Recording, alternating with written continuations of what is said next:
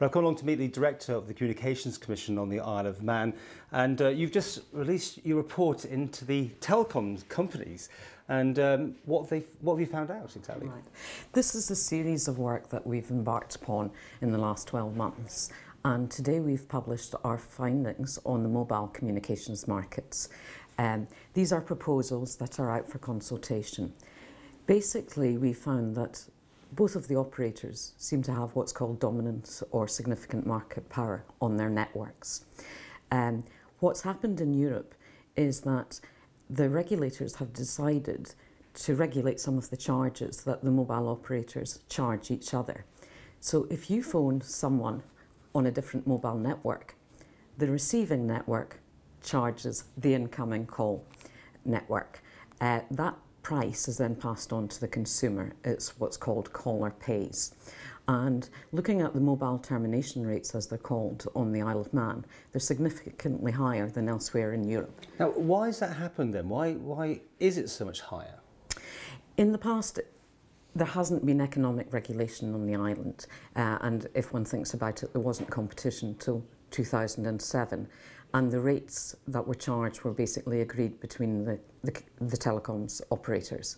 And what we've done after going through a process based on European best practice is determined that these rates are too high, and we will be discussing with the operators how these prices should come down. So there was a cartel operating, was there? Or is? I wouldn't go so far as to say a cartel. That's a fairly loaded terminology. There's two people, and they've decided between themselves what to charge each other for these calls, and those charges aren't being passed on to the consumer. They're keeping that money. Is that what? Well, the charges, if you like, are reflected in what you and I pay for calls, and that's why Europe, and we are proposing to adopt their model, is to regulate it so the prices come down. It's common between operators that they have to come to arrangements in terms of interconnection and various things. And to be fair, those prices were high across Europe, but regulatory intervention is bringing those prices down. And I think everyone remembers that when they all had to be sort of brought into a room and had their heads banged together slightly, because again, they were quite happy to keep those costs high. But back to this, there has been competition for a few years. I mean, all this time this has been going on, and you haven't been able to act, or you couldn't act, or what? No, we actually did. We came and spoke to the operators a couple of years ago, and the rates at that time were 11 pence per minute for peak and 9p per minute for off-peak. We actually intervened and said those rates were too high, so they did come down to 7.4p at peak and 6p off-peak. We're still saying our proposal is they are probably still too high, and we should bring it down more to the European norm. Do you think the market needs more people and more players in there then to help competition, or do you think the two operators are doing a good job on this? Well, I think the telecommunication services that we have on Ireland are very good. However, things can be improved, and our focus is to try and improve things for the consumer at the end of the day. Looking at markets of a similar size, Guernsey, for example, has got 3 telecoms operators. So there could be a third operator on the island.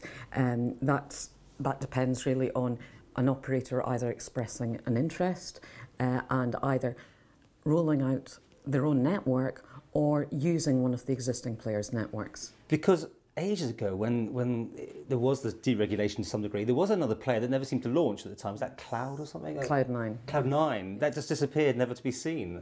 Yes, they actually, their business was sold off and their licence was withdrawn. But you do therefore have extra licences in your bag to hand out? No, I wouldn't put it quite that way. Basically, the mobile phone operators require the airwaves or spectrum to provide a service. So as I said, you could have the situation in the UK where somebody like Tesco or Virgin decide to offer mobile phone services, but they use an existing network. So for example, a new player could talk to either Cable and Wireless or Manx Telecom and say, can we use your network, your spare capacity? And then they would have to come to us about a licence. The second opportunity is that thanks to digital switchover and the switch off of analogue services, there's actually going to be quite a lot of spectrum freed up.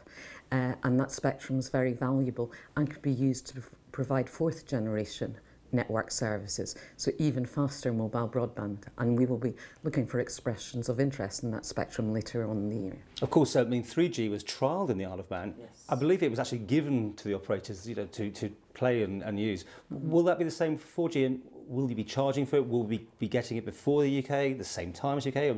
I suppose people are thinking, why are we not trailblazing like usual on these sort of technologies? Yes. Well, the problem with that spectrum, while we've switched off in the Isle of Man, Northern Ireland has still to switch off, so does Ireland, and spectrum doesn't reflect national boundaries, so it's more efficient to use it when everyone's switched off. What we're going to be doing is asking for expressions of interest, and we will probably set an application fee for that spectrum and probably award it through some sort of comparative selection process. But as I said, we hope to start embarking on that later on in the year. So this time there will be a charge for the operators to use the spectrum rather than the 3G, which was they still pay licence fees for the spectrum. Generally that's to the UK, to Ofcom, who licenses that part of the spectrum. I was just thinking, I remember that massive bidding war that went on for 3G, wasn't it, in the UK? I mean, huge amounts of money were being talked about there. Would that happen here on a 4G basis? Well, we actually decided that we weren't going to be part of the UK auction of the spectrum, which is how they plan to award the spectrum. And we think actually in an island like this, a comparative selection process is more appropriate. So what we'd be looking for is commitment from the operators as well, in terms of their rolling out of the service and what sort of services they will provide. Okay. At the minute, we've got two operators running. I mean, would there be the day when one of the big UK players would want to move in on the Isle of Man, or you just don't see that as an option? It's difficult to know. I mean, there are bigger players in small jurisdictions, and my door is always open if people want to talk to us about opportunities. But I mean, obviously the model here works with a lot of roaming going on, I presume, because we all know when we leave the Isle of Man we're paying roaming, and people coming in, TT is a good example, when the operators obviously will do quite well out of that sort of thing. If a UK operator moved in here and made it one blanket price for the whole of the British Isles, that could really distort the models of the two incumbents, I suppose. It's an interesting idea. I mean, one of the things that we're discussing with the Isle of Man's office in Brussels and all other colleagues in the Isle of Man government, is there something that can be done to help roaming charges? Because, as you know, we're not part of the European Union, so the operators in Europe don't have to provide us with the same rates as they're providing UK or other member states. So we are seeing if something can be done on that, but it's a harder rock for us to climb. Finally, I think you also made note that you'd like to see more transparency with the actual costings with both telcos. What's brought that to your attention? You're not getting the information you require?